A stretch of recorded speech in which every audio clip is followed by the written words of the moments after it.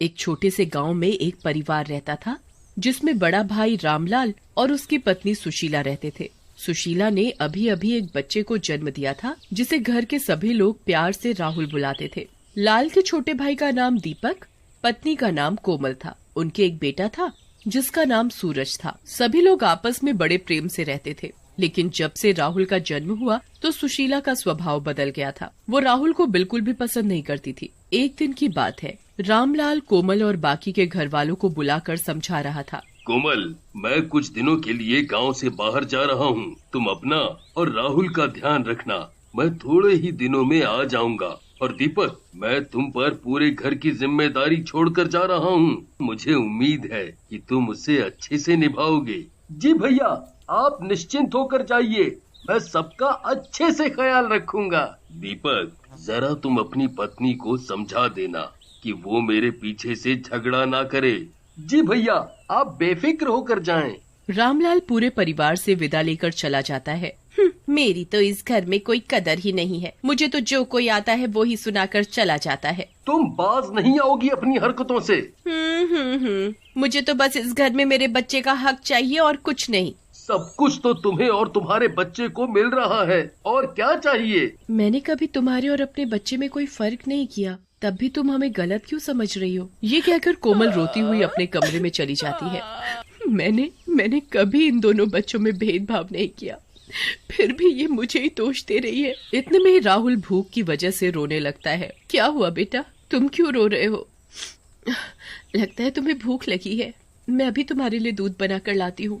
कोमल राहुल के लिए रसोई में से दूध लेने चली जाती है तो वो देखती है, अरे ये क्या, बर्तन में तो दूध ही नहीं है। सुबह ही तो इतना सारा मंगाया था, फिर कहाँ गया? कोमल सुशीला के कमरे में जाकर पूछती है, सुशीला, आज सुबह ही तो मैंने दूध मंगाया था, फिर दूध कहाँ गया? अब मुझे क्या पता, आपने ही राहुल को पिला दिया होगा और नाम मुझ पर लगा रही हो। नहीं, वो तो मैं ऐसे ही पूछ रही थी। राहुल को भूख लगी है और रसोई में बिल्कुल भी दूध नहीं है। इतने में ही दीपक आ जाता है और वो दोनों की बातें सुन रहा होता है। भाभी, मैं अभी दूध लेकर आता हूँ। दीपक बाजार से दूध लाकर कोमल को दे देता है। उधर राहुल का भी भूख के मारे रो रो कर बुरा हाल था। कोमल जल्दी से दूध बनाकर राहुल को पिला देती है और दूध पीते ही राहुल सो जाता है।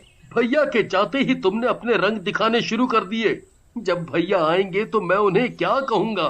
तुम्हें तो बस अपने भतीजे की ही पड़ी रहती है। मेरी और मेरे बच्चे की तो तुम्हें परवाह ही नहीं। जाओ अपने भाई और भतीजे के पास। सुशीला अपने बेटे को दीपक के हाथ से छीन कर ले जाती है और मन ही मन बहुत खिलसती है। जब देखो राहुल राहुल, मेरे सूरज का तो नाम ही नहीं लेता। जब से ये राहुल हुआ है ना, मेरे बच्चे की तो कोई कदर ही नहीं रही। अगर ये राहुल ना होता तो सारी जायदाद मेरे सूरज को ही मिलती। पर अब मैं इन्हें ऐसा सबक सिखाऊंगी कि जिंदगी भर याद रखेंगे। पर ऐसा क्या करूं कि सांप भी मर जाए और लाठी भी ना टूटे। हाँ, ये ठीक रहेगा। आज रात को ही मैं ये काम करूंगी। आधी रात को जब घर के सभी लोग सो रहे होते हैं तो सुशीला कोमल के कमरे में जाकर देखती है। यही सही मौका है। दीदी गहरी नींद में सो रही है। मैं राहुल को उठाकर यहाँ से ले जाती हूँ और किसी को कुछ पता भी नहीं चलेगा। सुशीला राहुल को उठाकर घर से बाहर दूर एक रेल की पटरी पर ले जाती है। ले मर, अब देखती हूँ तुझे कौन आकर बचाता है। तेरे जीते जी मेरे बेटे को जायदाद नहीं मिलेगी, इसलिए तुझे मरना होगा। सुशीला राहुल को वहीं रेल की पटरी पर छोड़कर चली जाती है। उसे ऐसा करते हुए एक चुड़ैल देख रही होती है। तभी सामने से अचानक रेल को आता देख चुड़ैल उस बच्चे को बचा लेती है।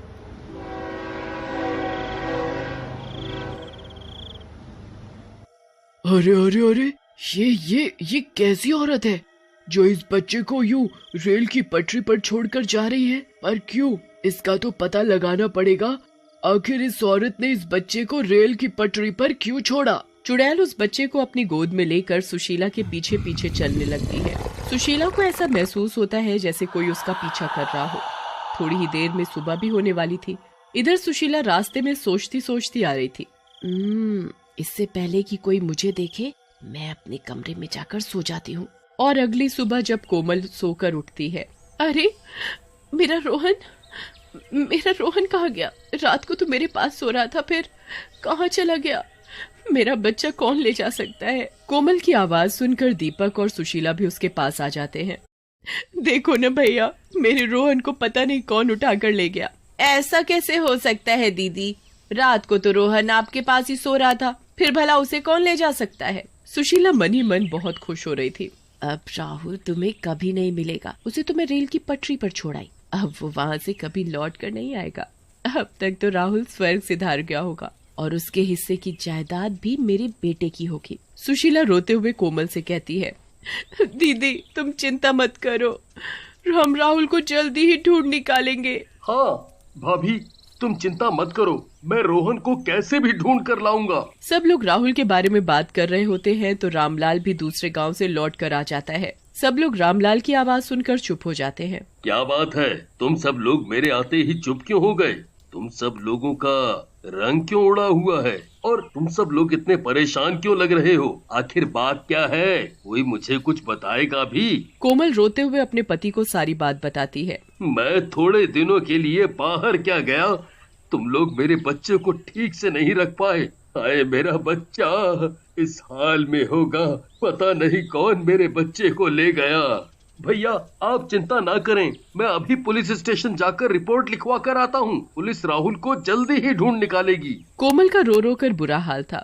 कोई जाकर मेरे बच्चे को ढूंढ कर लाओ, पता नहीं कैसा होगा मेरा बच्चा। कोमल कोमल चुप हो जा, रो मत, मिल जाएगा हमारा बच्चा, मिल जाएगा। तभी सुशीला मन ही मन सोचती है, दीदी आप रोइए मत, राहुल जल्दी ही मिल जाएगा। सुशीला कोमल के साथ ऐसे दिखावा कर रही थी कि उसे उसके बच्चे की कितनी चिंता है। फिर सभी लोग राहुल को ढूंढने के लिए निकल ही रहे होते हैं। तभी दरवाजे पर एक औरत राहुल को अपनी गोद में लिए खड़ी होती है। क्या ये बच्चा आपका है? बच्चे को देखकर, हाँ ये मेरा बच्चा है, मेरा राहुल है। कोमल उस औरत से अपने बच्चे को लेकर उसे चूमने लगती है।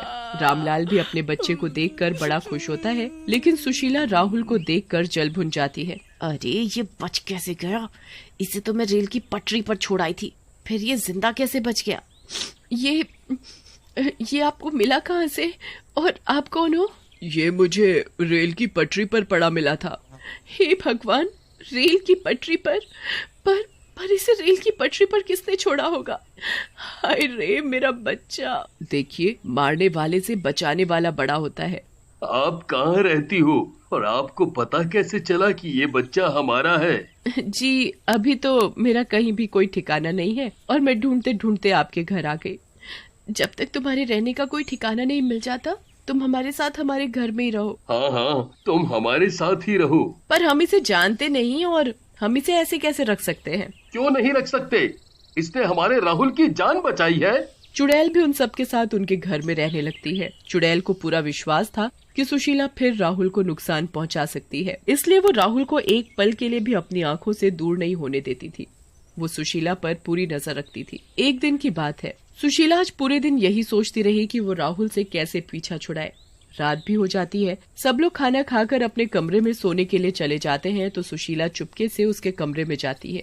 यही मौका है राहुल से पीछा छुड़ाने का। उस दिन तो ये बच गया था, पर आज नहीं बचेगा। ये नहीं सुधरेगी, इसे तो मैं आज ऐसा सबक सिखाऊंगी कि जिंदगी भर याद रखेगी। फिर चुड़ैल घर के सभी लोगों को जाकर सुशीला के बारे में बताती है। मैंने अभी सुशीला दीदी को राहुल को ले जाते हुए देखा है, वो उसे रेल की तरफ ले जाते हुए देखा है। आप सब लोग जल्दी से रेल की पटरी की तरफ चलो। कोमल, रामलाल और दीपक सब लोग रेल की पटरी पर जाते हैं तो वो देखते हैं।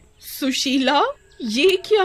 तुम मेरे बच्चे को रेल की पटरी पर छोड़ रही हो? तुम ऐसा कैसे कर सकती हो? तुम भी तो एक माँ हो। कोमल सुशीला से राहुल को छीनने की पूरी कोशिश करती है पर वो उसे नहीं देती। मैं इसे नहीं दूंगी। सुशीला कोमल को धक्का देकर राहुल को रेल की पटरी पर छोड़ देती है।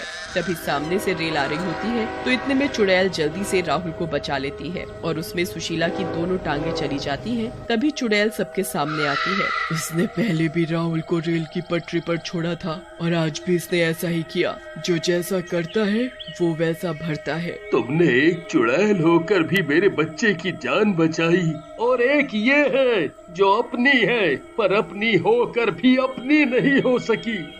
मुझे माफ कर दो, मैंने अपने बच्चे के लालच में ऐसा किया। मुझे माफ कर दो, मुझे मेरे किए की सजा मिल गई। अब मेरे जाने का समय आ गया है, मुझे जाना होगा।